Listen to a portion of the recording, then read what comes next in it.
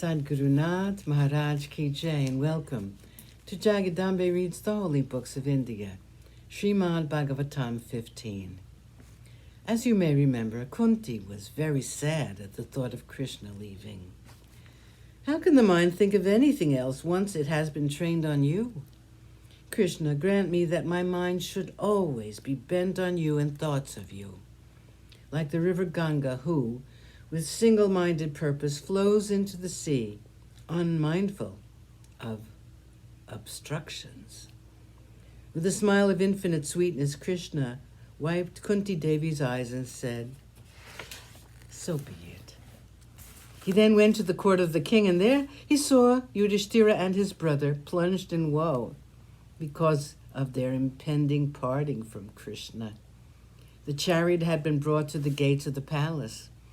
Arjuna stood in the chariot holding the white silk umbrella over the head of Krishna. Uddhava and Satyaki held the chamaras for him.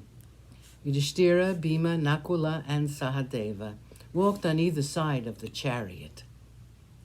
The entire city was assembled on the streets to bid farewell to Krishna, the beloved of them all. Soon they reached the outskirts of the city, and with great difficulty, Krishna persuaded his friends to go back to their houses. Daruka spurred the horses, and soon the chariot of Krishna was but a speck in the distant horizon. The five brothers stood rooted to the spot, gazing into the distance from where the chariot had disappeared long ago. 9.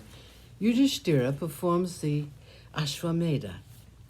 Several months passed. Yudhishthira had managed to get a semblance of peace in his mind when he devoted all his thoughts and all his time in governing the kingdom. But at the back of his mind, there was still a feeling of guilt gnawing at him.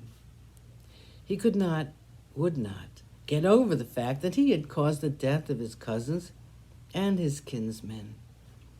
Vyasa came to him and told him that he would be cleansed of the sin if he performed the yagna by name Ashwamedha. This suggestion was welcomed by everyone. Krishna came at the request of Yudhishthira, and he too approved of the suggestion. Everyone was happy that Yudhishthira had something to do. This would keep him from brooding. Arjuna was particularly thrilled. It seemed ages since he had taken the Gandiva in his hand.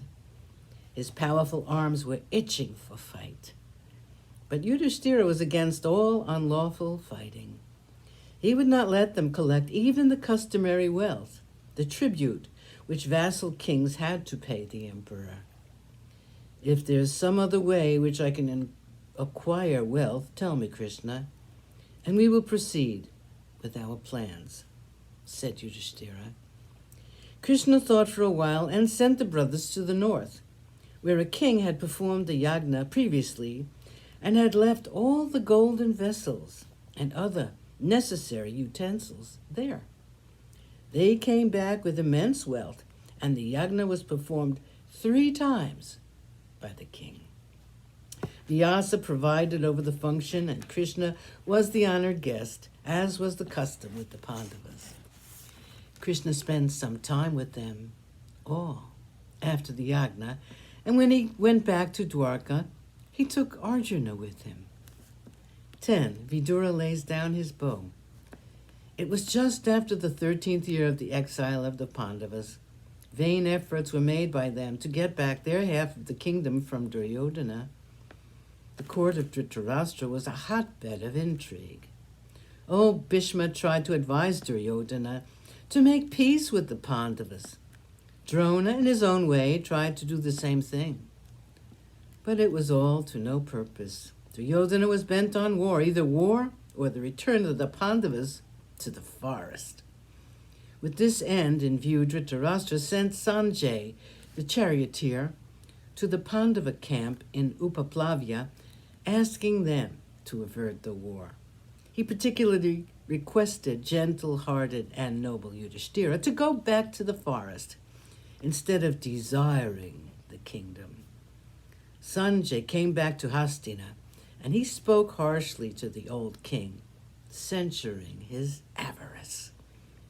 Sadguru Nath Maharaj Ki Jai. Thank you for coming. I hope you come again.